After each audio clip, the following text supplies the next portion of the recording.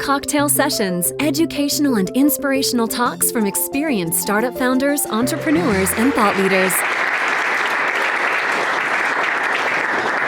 All right, so I've got 10 minutes to do 10 things that I've learned over the years in terms of starting up and entrepreneurship. So let's see, let's go to the first slide. So it's gonna kind of be a lightning kind of thing. I'm gonna talk fast, and I'm gonna move fast. And so if Maria's talking about smart things, I'll talk about questionable things.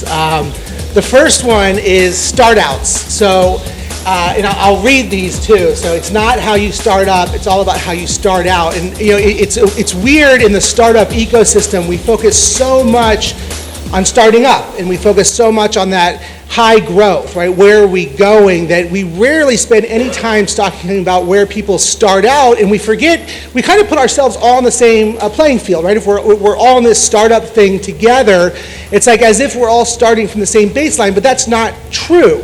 And we have to understand where we're starting out before we can really even understand what we're gonna start up, right? Some of us are starting out on the heels of a successful exit. So you might have cash in the pocket, you might have a reputation built. Some of us are starting out with investment. Some of us are starting out married, so they've already got things like health benefits covered. They've already got sort of the risk put aside in terms of somebody else has an income where they can sort of sustain paying the bills.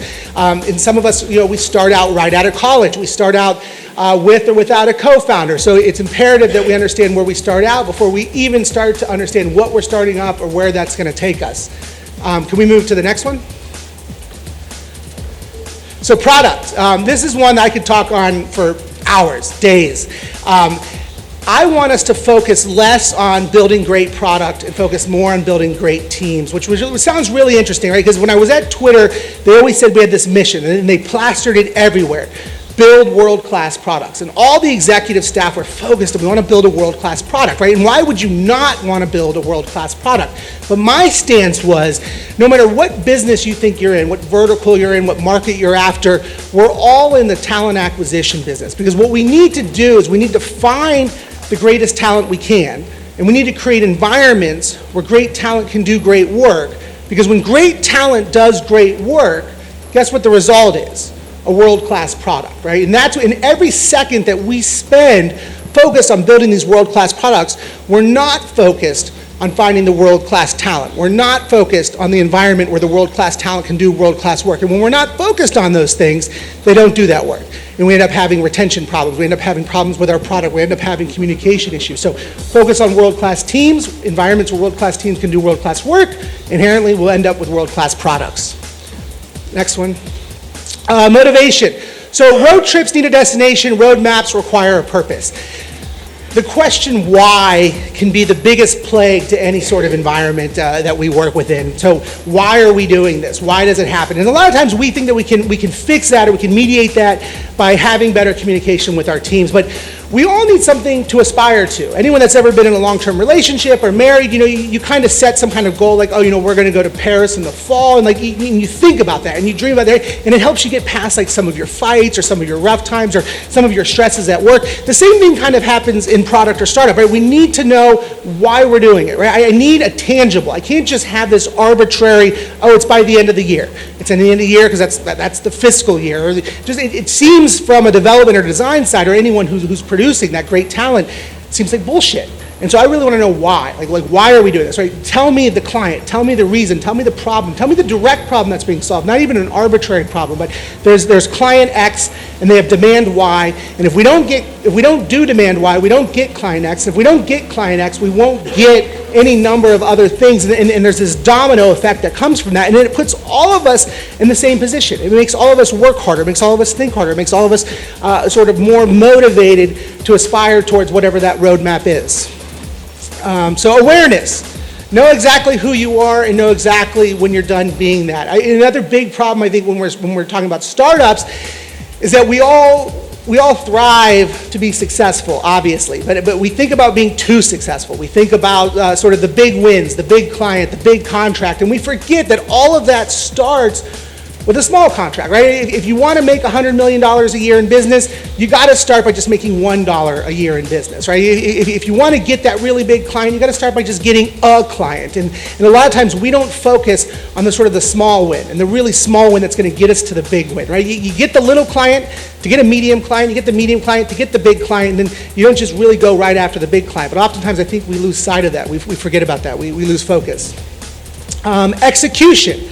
Anyone can say what can't be done, but I really want to empower us to be creative with how to do it, right? We all know this sort of cliche term like ideas are worthless. It's all about execution, but my tax accountant is notorious for this, right? I'll tell him what I want to do is not pay taxes, right? And I'll tell him my crazy ideas of how to do that, and he'll just say, no, like this is illegal. Like you can't do this, right? And I'll be like, I get it. Like, I'm with you, like let's not break the law. And that's not what I'm asking you. But what I'm asking you to do is like take what I'm saying as a starting point and like do something creative with that, right? Like figure out how to get me to yes, right? And so our teams are a lot like that. And sometimes, it's a communication thing. Sometimes it's vernacular. Just a really quick story. So at Twitter, I was running the design team, and they had the ugliest business cards I've ever seen. It just seems so odd to me because they had a great brand, they had a great pre-existing design. These business cards were hideous, and I was really focused on recruitment,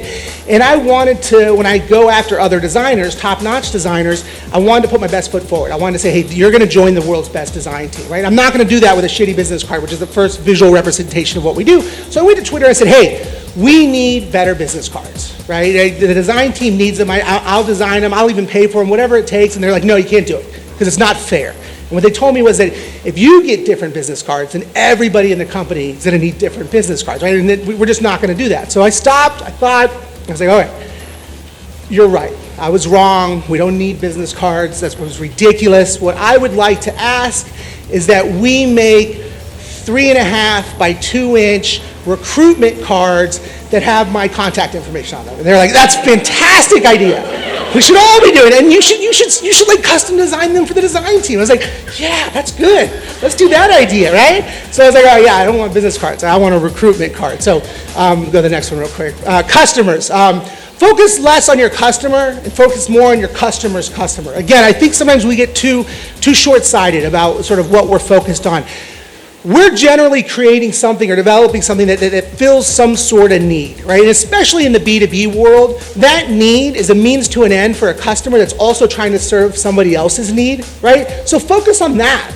Like, what's the need that they're trying to solve for? And when you can help make that easier, or you can pitch that, or you can sell that, where ultimately what I'm doing is like, who cares that my product is better or more intuitive or stronger designed or it's cheaper? Who cares about all that? It does the one thing that like you're focused most on, right? It doesn't do the one thing you thought you wanted. It does the one thing that like you didn't even think that it was your product's, it was my product's problem to solve. And that's what we're always focused on, is we really want to come to it to say, hey, listen, the biggest problem with my competitors, and when you're evaluating me against everybody else, is the problems that you're looking to solve. You didn't even think that it was this market or this space or this type of product to solve those problems, and that's what we do. And all the other stuff just falls off the table. It's like, yeah, it's just known. Of course it's going to be better. Of course it's going to be faster. Of course it's going to scale. Of course it's going to be more well-designed. But we don't focus on all of those things. Subtlety. Don't be obviously subtle. Be subtly obvious. This is just kind of, I think, imperative in everything we do in terms of the design of our prototypes and our marketing messaging and our sales tactics, but just constantly think about how you can sort of differentiate the two in terms of being obviously subtle and subtly obvious. I'll move past this one faster. Proprietary. So I always find it rather annoying when someone wants to talk to me, whether it's an investment or a friend or just somebody networking, and they have this grandiose idea, and they want me to sign an NDA to even like have coffee, which seems ridiculous to me. And my stance is that if you tell me your idea, right, whatever it is, and you think in any world I'm just going to stop everything else I'm doing and go do that idea, and starting today, where you've already been working on it for 6 months, I'm going to produce a better version of that faster than you can with a head start, then you've already lost, right? Just tell me everything, because if I can beat you at it today, you probably shouldn't be going after that idea. Competition. So copying success is common sense, right? Like, look at the greatest common denominator, see what everyone's doing. Like, there's no reason to reinvent the wheel. We know that as a concept. But look for what's not that common. What I really want to look at in any business is I don't want to focus too much time on what everyone's doing, right? It's like, oh, I want to be the Uber for this. Look, take the commonalities of everyone in the space and find the commonality of what they're not doing, right? Like, what has everyone decided? Like, it's almost like they got into a room and they agreed, we're going to, like, be really bad at this.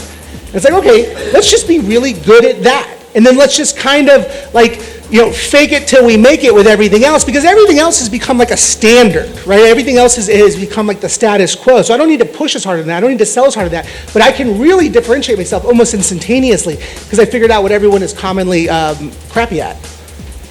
All right, last one. Just jump, right? Either you be the next thing or you die trying. There's really no value, especially if we talk about a startup, in sort of going in it part way. Like reserving yourself. I actually just heard Peter Thiel talk this morning, founder of PayPal, the whole PayPal mafia, involved in things like Facebook, SpaceX. But he sort of said the exact same thing where, from the beginning, their whole model was don't save anything. Just constantly reinvest in the company. Constantly assume that you're building towards this big success, but never be cautious along the way. Never hold anything back. If anyone's ever seen this movie Gattaca, it's a really great movie, but these two brothers constantly have this swimming contest when they're young, and they're swimming, they're seeing who can swim out the farthest, and then who comes back, and constantly the one brother is just more athletic, constantly beats him, and one time, his brother, the one that always loses, wins, and years later he asks, he's like, how did you win? He's like, well, I didn't save anything for the swim back,